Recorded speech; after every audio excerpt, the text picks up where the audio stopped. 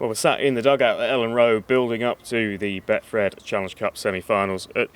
Kristian, the obvious question, I guess, that I've got to start with you, or the thing to get from you, is an update on your squad. You've had a few injuries. How are you looking?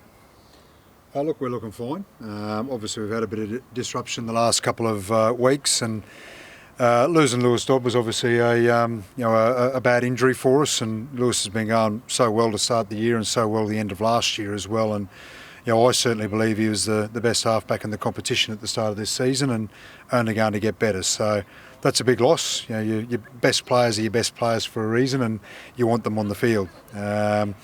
Losing Johnny Lomax against Salford and then Will Hopewadi as well, and just the fact that they're all in that 6-7-1 sort of positions, it's a fair bit of disruption for us to overcome. But Johnny's going to give himself absolutely every chance. He's probably the most diligent player that I've ever dealt with, and his work ethic, his diligence, his character. I know that he's going to give himself absolutely every chance, and I also know that he won't make himself available unless he's going to go out there and be Johnny Lomax and play with that sort of impact that's expected of him every week. So we'll figure that out over the next couple of days, but he's certainly going to give himself a chance, and he is every chance as well. Will won't make it through, unfortunately. He's suffered a slight hamstring injury. It's a reoccurrence of one that he had a couple of weeks ago, and it's a different injury to what he had earlier in the year. That was actually ribs earlier in the year, but he's just had some terrible bad luck since he's been here, and he's gone 3 years without an injury in Australia, and come here and copped a number of injuries and a lot of bad luck. And he did an exceptional job for us on the weekend to be able to get through with a hamstring injury in the first 15 minutes without letting us down, and find a way to not let us down and get a job done. And it shows how much he cares, and shows a real toughness and a real smartness as well. So he'll come back at some stage, and he'll be bigger and better for us and have a big impact at the back end of the year. We'll come on to the game in detail in a second, but just on Lewis Dodd, you mentioned him. Obviously, as you said, he was flying up until the injury. Really impressive. A young kid, a bad injury that's put him out for the season. How much of a process of just putting your arm around him, keeping his head up and keeping him involved and making sure that he's okay, kind of dealing with it mentally as much as anything else has there been? Yeah, look, the group are terrific like that, and obviously the staff make a real effort there as well. And it's difficult in the early weeks because you get your surgery done, and basically you don't come near the club, or you don't put yourself at any risk for the early weeks. So at the moment, his time spent at home and making sure that he's not running the risk of infection, he's keeping his injury elevated and all that kind of thing. But certainly over the next couple of weeks, he'll start having more involvement with the squad again. He'll start being around us more on game days. He'll give us a chance to do exactly that, put our arm around him, support him.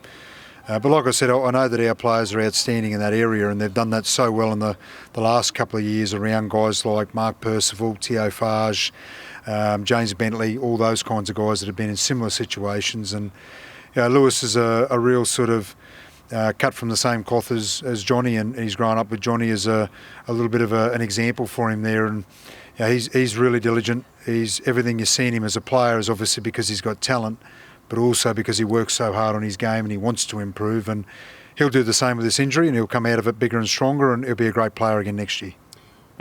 Obviously, you guys are no strangers to big games. Three-peat grand final winners, Challenge Cup holders currently.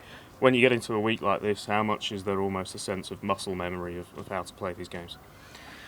Yeah, look, it's about enjoying the week, and it's about staying relaxed and not playing the game too early, and making sure that when we get to the game we're using our emotions in the right way then, and we're ready to go and with all the energy that we want to bring for the game. So that's certainly the way the players have gone about the week so far. You're right there in terms of this group of players know how to get the job done. They know what it takes. They know what it takes in the preparation. They also know what it takes on the day in terms of handling pressure and handling what the game throws at you, and also what sort of effort and commitment it requires. So I've got full confidence whoever we put on the field for that reason, that they're going to give themselves the best chance possible. It's no secret where Wigan's strengths and real weapons are. They say, one of those old cliches that you can't coach speed. How do you coach against it?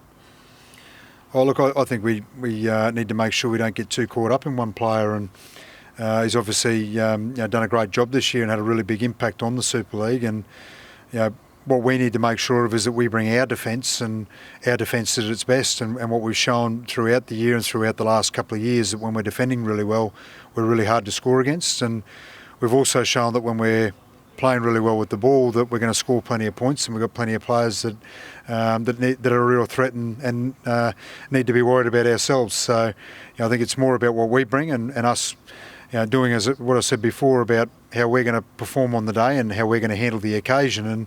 And if we worry about that and we get that right, then we give ourselves a really good chance. Obviously, semi-finals are always big games. When you add Saints versus Wigan into the equation, it gets a little bit bigger. Is there a kind of thing of having to just keep feet on the ground and discipline and make sure that players don't get caught up in the emotion of that side of things as well as what's at stake? Oh, look, I think our players will thrive in the emotion, to be honest, and I think they're really looking forward to it. And it's a Challenge Cup semi-final first and foremost. It's a big game in itself, and we come to a great stadium. Hopefully it's full and it's got a great atmosphere, and players love, they do all the hard work to be sitting in this chair for these opportunities that they've got this week.